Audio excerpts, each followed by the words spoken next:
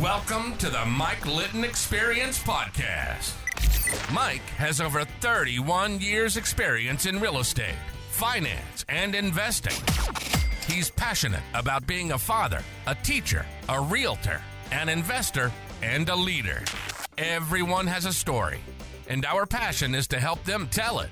And now, introducing the host of the Mike Litton Experience, Mike Litton. So what can you expect from the Mike Litton Experience? You can expect stories that will inspire, motivate, advice that will sharpen your focus, and expert information on real estate, finance, and market conditions. That's awesome, buddy. Yeah. So you grow it little by little, right? Yep. You grow slowly, but you grow it correctly, right?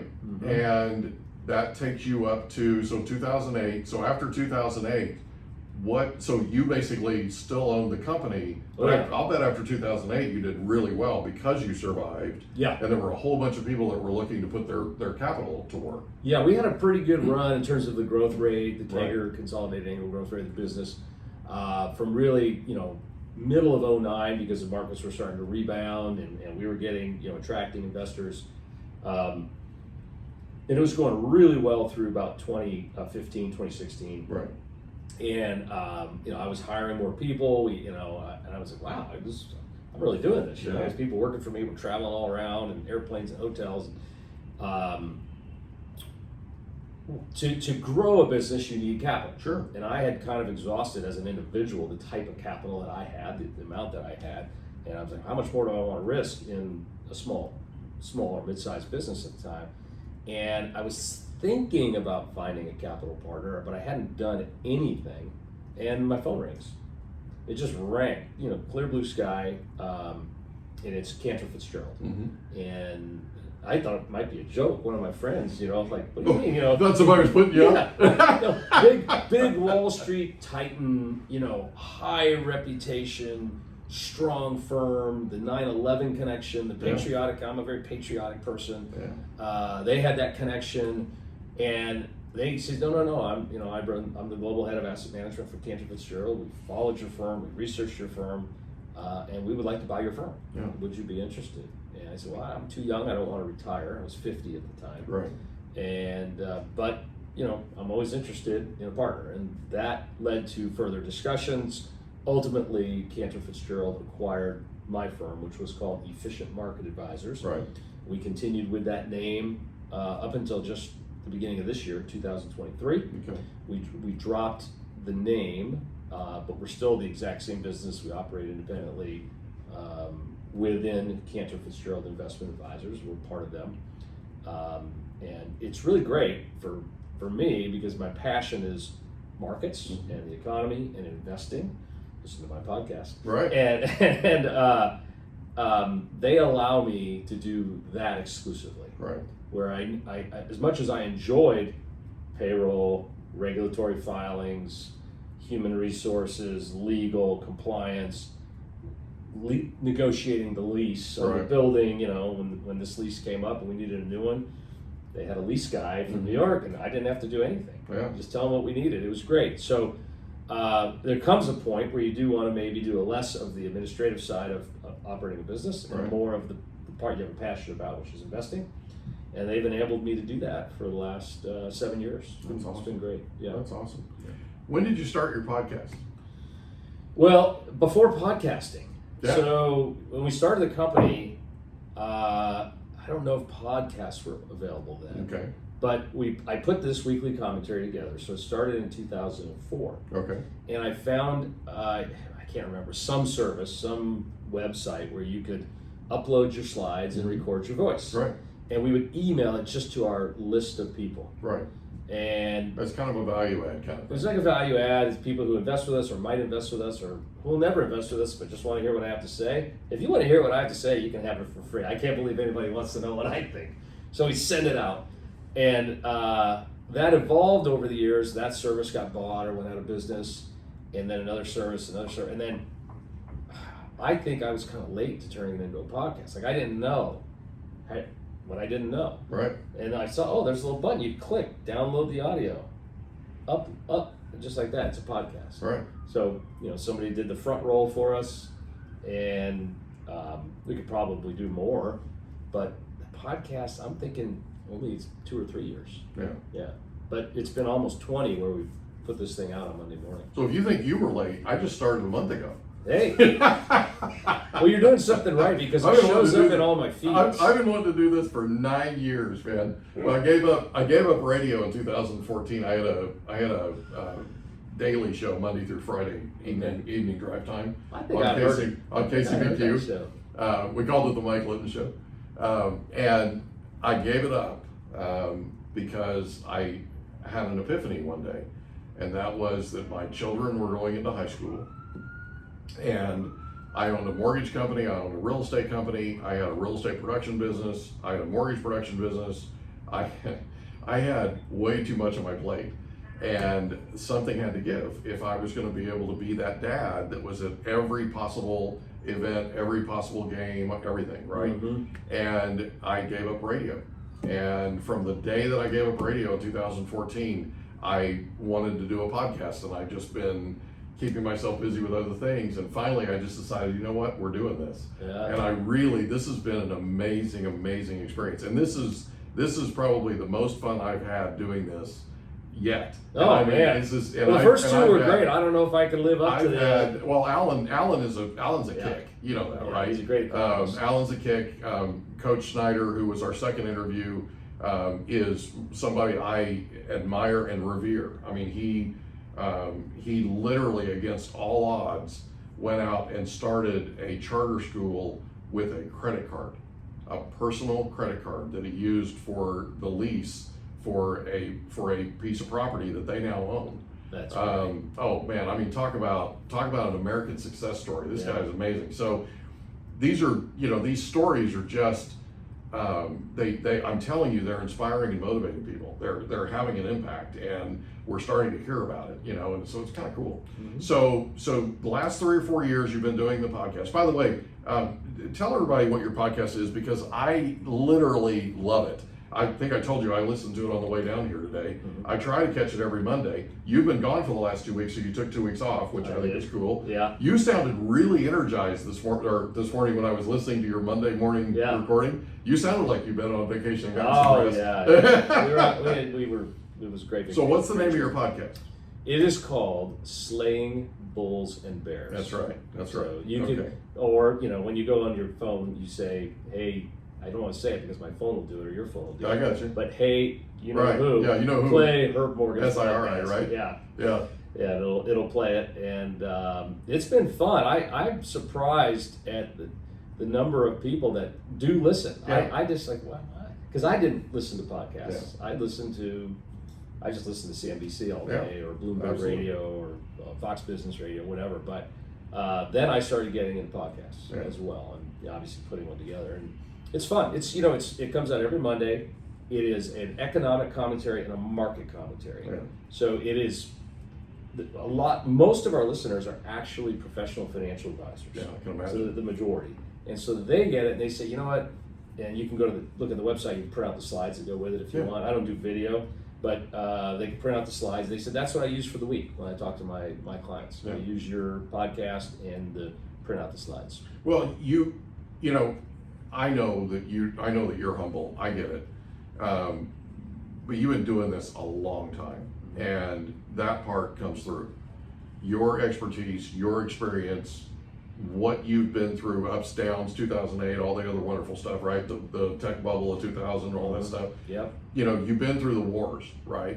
And the cool thing for me, I mean, even the one from Monday that I listened to this morning, the cool thing for me is your insight in terms of, okay, this is what the Federal Reserve is keying on. These are the things that are going to happen that, right now they're in a positive way. If they turn negative, this is what, you know what I'm saying? Yeah. That kind of stuff is invaluable to people, I think. It certainly is invaluable to me.